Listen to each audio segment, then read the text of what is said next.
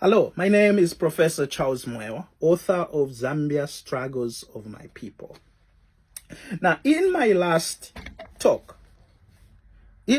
episode, I ended on the ruthlessness of this giant known as the Federation. The first Prime Minister of the Federation went by the name of Geoffrey or Godfrey Martin Huggins. Mr. Huggins ran the Federation from 1953 to 1956, 3 or 4 years. This man believed that Rhodesia, to the two Rhodesias and Nyasaland, should become one country. That was his aim. That was the thesis, his manifesto. He ran on that. Of course, at that time, he's already the Prime Minister of the amalgamated three territories. Then he was succeeded by Sir Roy Welensky. Sir Roy Welensky ruled from 1956 until the end of the Federation, 1963. These two men, Huggins and Welensky, should not be forgotten in the history of Zambia, or of Malawi, or of Zimbabwe. Now, two men did untold and worked untold miseries to these three lands. They resisted independence. Now, do you know why I make that point? You understand and agree with me that to research and write a book of this magnitude, I would have read about just about everything about this territory. And I did. This is the work of great research. I did fantabulous work and hard work to research this. One point keeps rising, and unfortunately, and this is the reason why modern Zambians should take this very seriously. Even our forefathers at independence, they fell for this lie that Britain gave them independence freely, that it was the desire of Great Britain to bequeath independence to the Africans. No, that's a lie.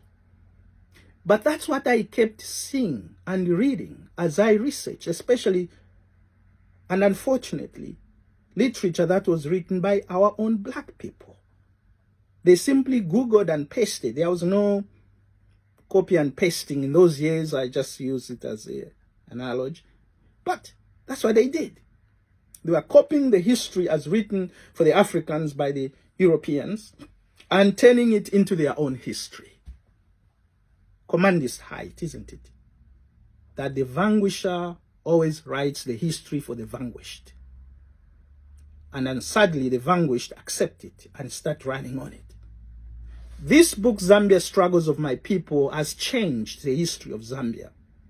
History based on this book is the most correct history, because Northern Rhodesia was not given free independence.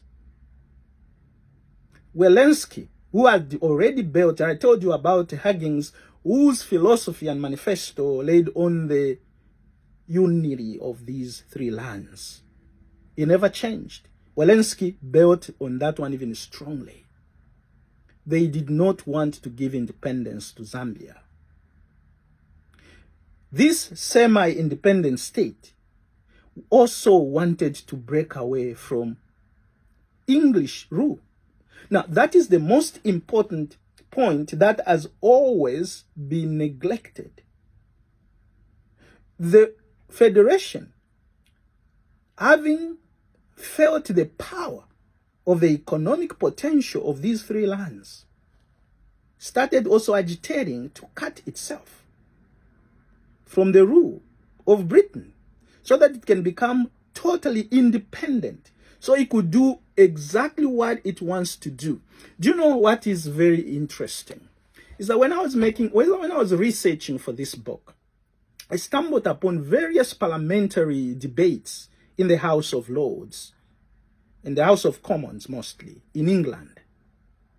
And there were opposition politicians from either side, either the Labour Party or the Conservatives, who argued mostly against the brutality of Zelensky in Central Africa.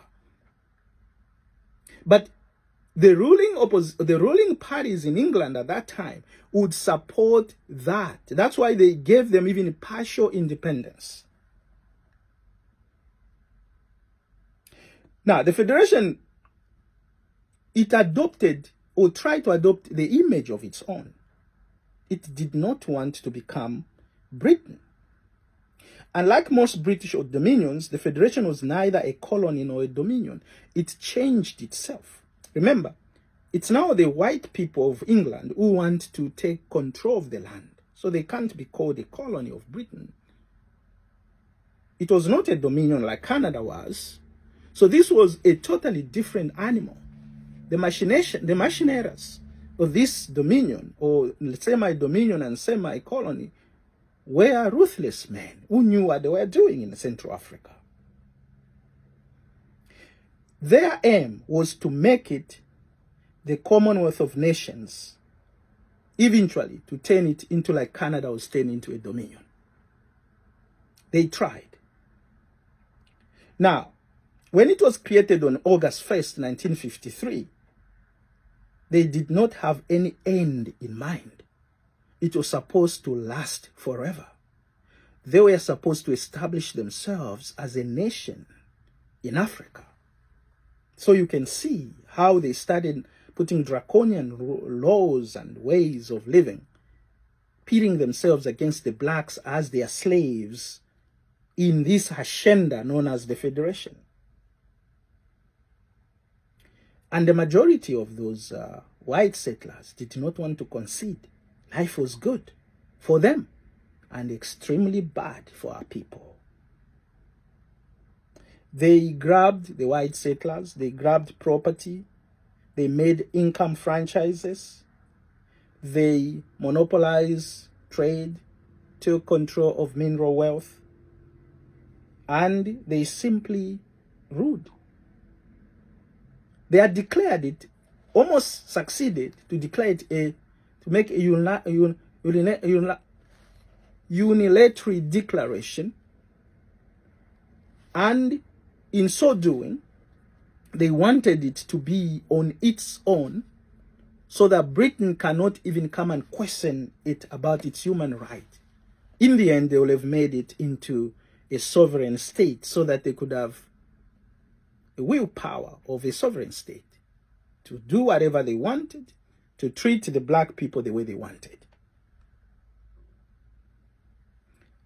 This federation needed to be resisted. If it went beyond 1964, the history of Central Africa would have been told differently. Of course, poverty wouldn't escape it even when it ended in 1963. Let's see what happened later or next in the next episode. Thank you.